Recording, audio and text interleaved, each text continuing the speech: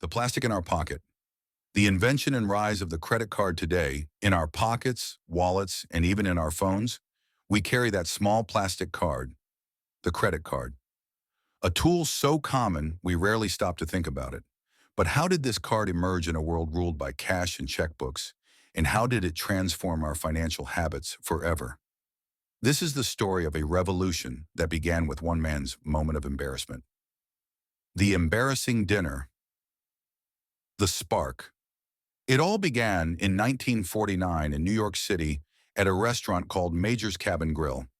Businessman Frank McNamara was enjoying dinner with clients when he suddenly realized he had forgotten his wallet at home. That moment of shock and humiliation sparked an idea. What if I could pay using my reputation instead of cash?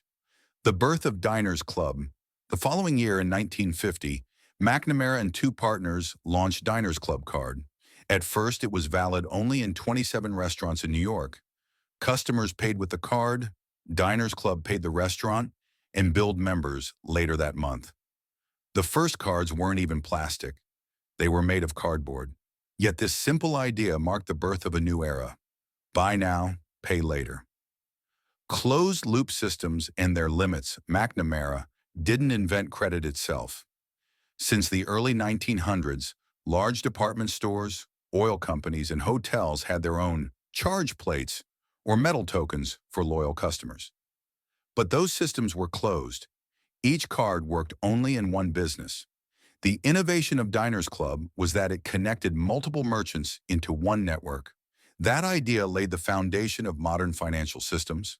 The rise of T&E cards. Diners Club's success spread quickly. By 1951, it had over 20,000 members. In 1958, financial giant American Express introduced its own card. These so-called travel and entertainment cards became the status symbol of wealthy businessmen and travelers. But there was still a catch. The balance had to be paid in full every month. These were charge cards, not yet credit cards. Banks joined the game. The birth of Bank Americard. The true revolution began when banks got involved. Banks wanted to reach not just the wealthy, but the average consumer. But coordinating thousands of independent banks was nearly impossible. So in 1958, Bank of America launched a bold experiment, the Bank Americard. The Fresno fiasco. The launch didn't go as planned. Bank of America mailed 60,000 unsolicited cards to households in Fresno, California. Instead of excitement, chaos followed. Some people threw them away, while fraudsters exploited them. Losses skyrocketed. The event became known as the Fresno fiasco.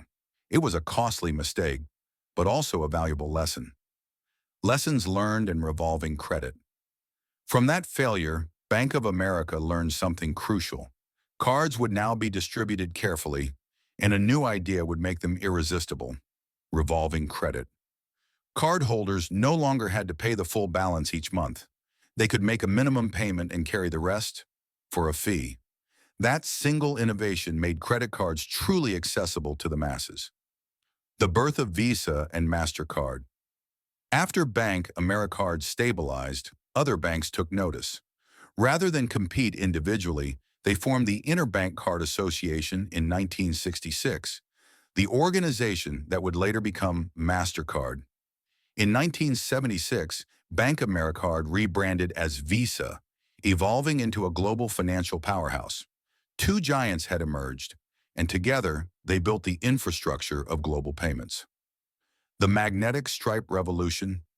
The next major leap came in the late 1960s.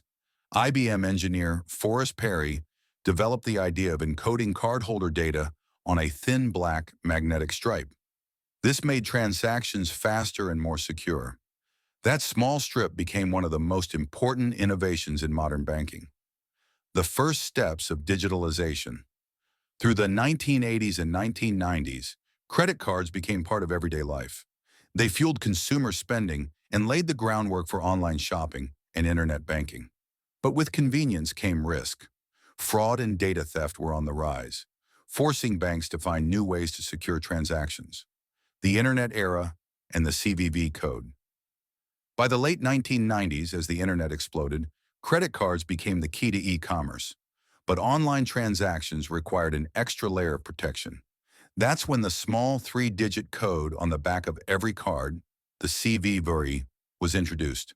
It allowed safe payments even without the physical card present. A tiny innovation that protected billions of transactions. The chip and contactless revolution.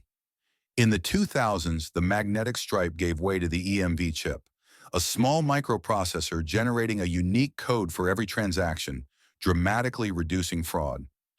In the 2010s, NFC contactless technology took convenience to a new level. Now tapping your card or smartphone was enough to make a payment. Fast, seamless, effortless.